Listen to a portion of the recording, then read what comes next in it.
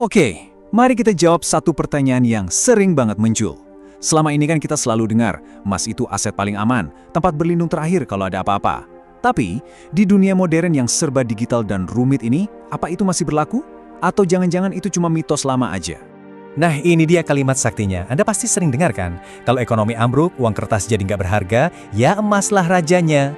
Tapi pertanyaannya, apa emas beneran jadi penyelamat di semua jenis skenario keruntuhan? Disinilah semuanya jadi menarik. Soalnya, kolaps itu bukan cuma satu cerita. Apa kita lagi ngomongin inflasi gila-gilaan di mana harga-harga meroket?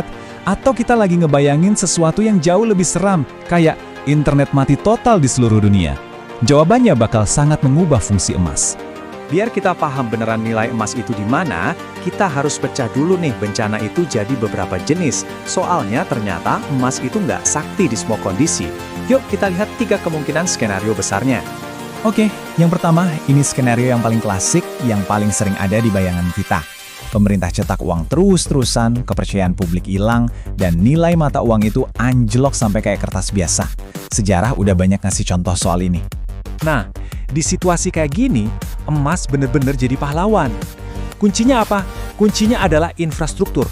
Toko, pasar, jalanan, semuanya masih ada dan berfungsi. Yang rusak cuma uangnya aja. Jadi emas jadi alat penyimpan kekayaan yang sempurna buat beli apapun saat uang kertas udah nggak ada artinya. Sekarang, coba kita geser ke skenario yang lebih modern, yang lebih canggih. Bayangin ada serangan cyber skala global, atau mungkin badai matahari super dahsyat yang langsung melumpuhkan semua jaringan listrik dan internet.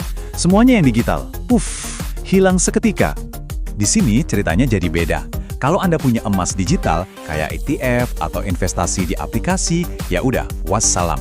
Langsung nggak bisa diakses, nilainya jadi nol.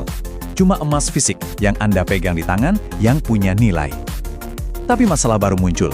Gimana cara kita tahu emas itu asli atau palsu tanpa teknologi? Perdagangan jadi susah banget. Oke, ini skenario paling ekstrim. Skenario ala film Mad Max. Entah karena perang nuklir, pandemi parah, atau sistem hukum dan sosial yang benar-benar hancur lebur. Rantai pasokan makanan, obat-obatan, semuanya putus total. Nah, ini poin yang paling penting. Di tahap awal anarki, Anda nggak bisa makan emas. Nilai itu bergeser total. Dari kekayaan, jadi kegunaan. Sekaleng sarden, sebotol antibiotik, atau air bersih, tiba-tiba jadi jauh lebih berharga daripada sebongkah logam kuning yang berkilau. Dan ini membawa kita ke masalah paling mendasar dari emas.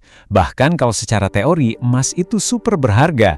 Pas dipraktekkan di kondisi krisis, ada kelemahan-kelemahan fatal yang sering kita lupain. Ilustrasi ini nunjukin masalahnya dengan jelas banget. Divisibilitas atau susah dipecah. Coba bayangin, Anda punya emas batangan yang nilainya setara harga rumah. Tapi yang Anda butuhin hari ini cuma sekantong beras. Gimana cara bayarnya? Mau dipotong sedikit?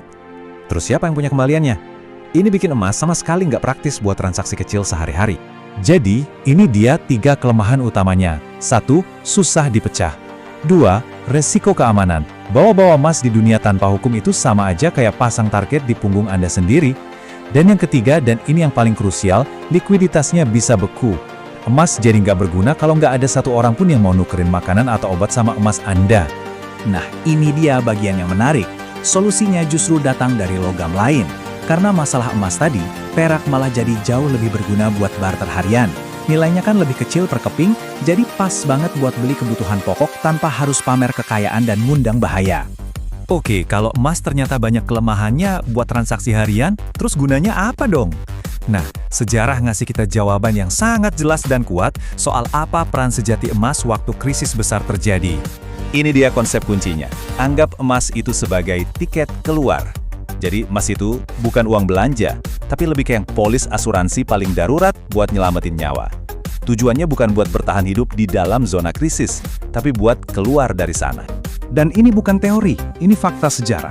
Waktu Perang Dunia II, emas dipakai buat nyuap penjaga perbatasan atau beli barang di pasar gelap. Di Perang Vietnam, para pengungsi pakai kepingan emas kecil buat bayar kapal yang bisa bawa mereka kabur ke tempat aman. Uang kertas Vietnam gak ada harganya di luar negeri, tapi emas diterima di mana aja. Kalimat ini, menurut saya, merangkum semuanya dengan sempurna. Peran emas dalam sejarah bukan buat mempertahankan gaya hidup di tengah kekacauan, tapi buat membeli kesempatan untuk memulai hidup yang baru di tempat lain. Oke, setelah kita paham semua ini, gimana cara kita menyusun strategi yang praktis? Gimana seharusnya kita memandang aset-aset kita kalau mau benar-benar siap menghadapi skenario terburuk? Ini dia hierarkinya, dan urutannya penting banget. Level 1, paling dasar, itu soal bertahan hidup.